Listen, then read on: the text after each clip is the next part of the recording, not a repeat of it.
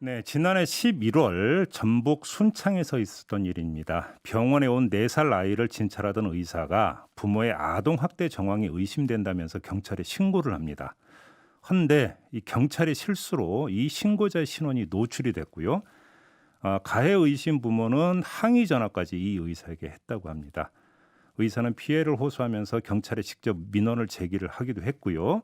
그 결과 어제 전북경찰은 아동학대 신고자의 신분을 노출한 경찰관을 시민감찰위원회에 회부해서 징계 여부와 징계 수위를 결정하겠다 이렇게 밝혔다고 하는데요.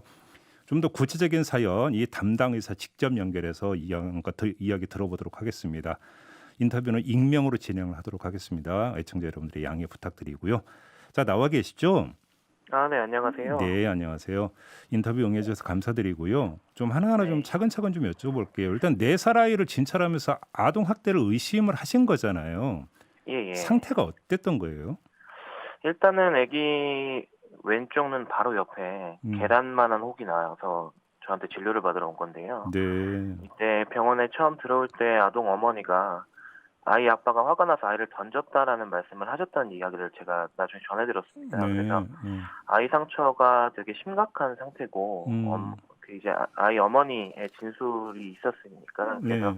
경찰에 아동학대 의심 신고를 하게 된 사건이었습니다. 그래서 이제 경찰이 수사에 나서는데 과정에서 그러면 이걸 누가 이렇게 이야기했다고 지금 이 부모한테 이야기를 해버린 거예요, 경찰관이? 네. 그러니까 출동한 경찰관이 가해 의심자 가족에게 의료원에서 신고를 받고 왔다라는 말을 해 버렸고 어, 그래서 이제 그 이야기를 듣고 그 가해 의심자가 저한테 항의 전화를 많이 했거든요. 그래서 부모가 아버지가 전화를 한 거예요? 얘 아버지가 전화를 저한테 뭐라고 항의 항의 전화를 전화를 했어요? 이제 왜 이게 내가 애기 꿀밤 좀 때리고 잡아 끌고 하다 다친 건데 이게 학대냐. 이거를 음, 네가 뭔데 신고를 하냐 이러면서 조금 위협감을 주는 발언들을 했고요. 어, 예. 그래서 그래, 이제 제가 관할 파출소에 신분 노출이 된 것 같으니 더 이상 정보를 넘기지 말아달라고 요청을 했거든요. 예, 근데 예, 예. 오히려 그쪽에서 가해 의심자에게 또 전화를 해가지고 의사 선생님은 신고 의무자에서 신고를 할 수밖에 없으니까 해코지하지 마라고 얘기를 해서 아예 제가 신고를 한 거를 특정을 해버리는 어이없는 일이 아니 그럼 발생했습니다. 이중 노출해 버린 거잖아요, 경찰이. 그렇죠. 이중 노출을 했죠. 그래요? 그럼 네. 혹시 그 경찰이 이 노출한 거에 대해서 나중에 선생님한테 무슨 해명이나 이런 게 좀 있었어요? 어떻게 돼서 이렇게 됐다라는? 그렇게 노출한 경찰이 직접 저한테 그렇게 뭐 자신의 실수를 인정한다든지 사과를 한 건 없었습니다. 그래요? 다른 네. 경찰 관계잖아요. 일단은 뭐 이게 처음에는 뭐 그럴 수 있으니까 이해하라고 처음에 그렇게 얘기를 하더라고요. 경찰 쪽에서는 네.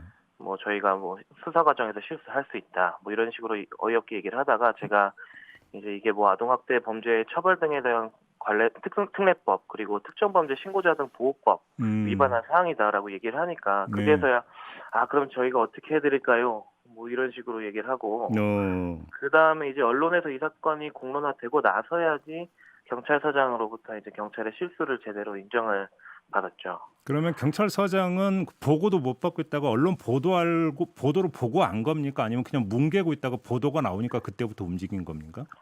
뭉개고 있다가 보도 나오고 저한테 사과를 했어요. 그래요? 그러면 네. 감찰위원회 이 이야기도 그러면 그 뒤에서 이제 비로소 움직이기 시작을 했던 거고요. 그러면 그쵸. 감찰위원회도 그 이후에 이제 네. 움직였어요. 지금 조금 전에 이제 그 선생님께서 법규를 말씀하셨는데 지금 법규에 따르면 그 의심 신고자 신분 노출 못하게 되어 있죠. 못하게 돼 있고 노출한 사람은 이제 법적 처벌을 받게 돼 있는데요. 예. 정확한 제가 그 기준은 생각이 안 나는데 뭐 구속을 한다든지 예. 벌금을 낸다든지 하는 그 법적 조항이 있습니다. 그래요? 네. 근데 아무튼 근데 그 다음에 경찰은 이게 학대가 아닌 걸로 결론을 내렸다면서요. 네, 그렇습니다. 경찰에서는 아이 아버지가 뭐 고의성이 없었다. 음. 그리고 엄마가 이제 외국분인데 네. 한국말이 서툴러서 말을 잘못한 거다라고 이야기를 했는데 전라북도 아동보호 전문기관에서는 학대 혐의를 인정하긴 했거든요. 그래요?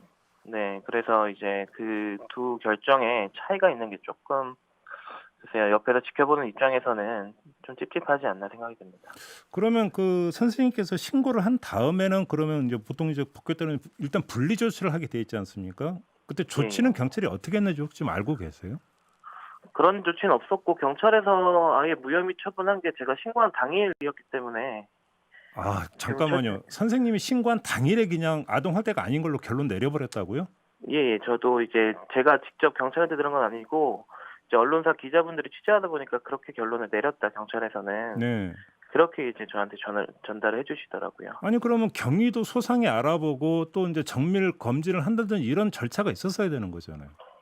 그렇죠. 이게 사실 이 점이 제일 아쉬운 건데 예. 결국 아이를 제가 아동학대라고 신고를 하게 된 이유 중에 하나가 네. 아이가 일상생활에서 쉽게 다칠 수 있는 그런 상처가 아니었고 예.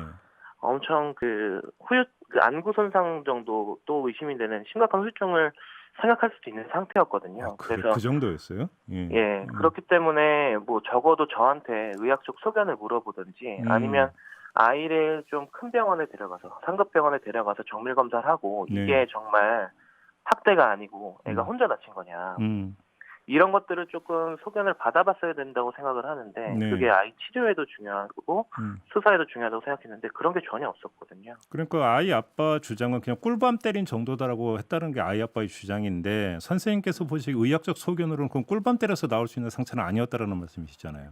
네네. 그래서 제가 그걸 다시 문제 제기를 이제 언론에서 좀 했나 봐요. 그랬더니 이제 경찰에서는 다시 뭐 해보니 아이를 잡아 끄는 과정에서 아이가 문 스토퍼에 부딪혔다. 뭐 그래서 그렇게 다쳤다라고 얘기하는데 사실 그냥 일반적으로 애가 넘어져서 다칠 수 있는 상처는 확실히 아니기 때문에 예. 그 조사 결과도 사실은 좀 아쉬운 점이 있습니다. 그렇군요. 근데 선생님 이제 그 계속 진료를 보시다 보면 혹시 또 이제 이게 아동 학대로 의심되는 다른 사례가 혹시 있었던 적이 있나요? 여기서는 없었고 제가 이전에 대학병원에서 근무할 때 네. 조금 다른 형태의 아동 학대 의심이 있어서 네. 그때 신고를 한 적이 있거든요. 아. 그때는 조치는 어떻게 그러니까 취해졌대요? 그때는 이번에는 제가 직접 경찰에 제가 직접 신고를 해야 됐지만 예. 그 당시에 대학병원 제가 근무하던 대학병원에는 예. 아동 학대가 의심되면 제가 아동 학대 비상사태 처방을 낼 수가 있어요. 그래서 그렇게 되면 그 처방을 병원 내 사회복지과에서 확인을 해서 아. 사태 파악을 하고 경찰에 신고를 그쪽에서 진행을 해서 예. 신고자가 좀 안전한 환경이었습니다. 알겠습니다. 근데 여쭤보고 싶은 게 지금 이제 선생님께서 아동 학대 의심 신고를 했는데 경찰관이 선생님의 신원을 노출을 해버려서 오히려 이제 가해 의심되는 부모로부터 항의까지 받았다라는 말씀이시잖아요. 예. 근데 주변에 동료 의사분들 중에도 이런 경험을 한 의사분들이 계세요? 저도 사실 전에는 몰랐고 이번 사건이 나오고 언론에 나와서 저한테 주변에서 얘기를 해주더라고요. 제 주변에 이제 의사들이나 예. 학교 선생님들이 많은데 예. 아동 학대 의심되는 의심되는 상황이 있어서 신고를 했더니 그 보호자들이 직접 와서 심한 경우에는 살해 위협까지 받는 사람도 있었습니다. 진짜로요? 예. 그것도 그럼 경찰이 신원을 노출해서 그렇게 됐던 겁니까? 네, 그렇죠. 그래서 그러면 그 살해 위협까지 받은 그 선생님 그래서 어떻게 조치를 했대요? 그래서 그 다음에. 그 살해 위협을 받았던 선생님은 이제 응급실에서 근무하는 선생님인데 예. 사실 그분은 워낙에 그런 일들이 비일비재해서 예. 그냥 일도 바쁘고 해서 그냥 넘겼다고 하시는데 예, 그 다른 분들이 저처럼 이제 대처를 하셨던 분들은 없는 걸로 알고 있습니다. 그냥 넘겨버렸군요. 예. 이건 좀 정말로 뭔가 좀 이제 근본적인 개선책을 좀 찾아야 되는 단계에 좀 온 것 같네요. 그렇죠, 선생님? 네, 그렇습니다. 알겠습니다. 자, 이렇게 좀 마무리를 할게요. 오늘 말씀 잘 들었습니다. 네, 감사합니다. 네, 지금까지 아동학대 신고자 신원 노출 문제로 좀 짚어봤습니다.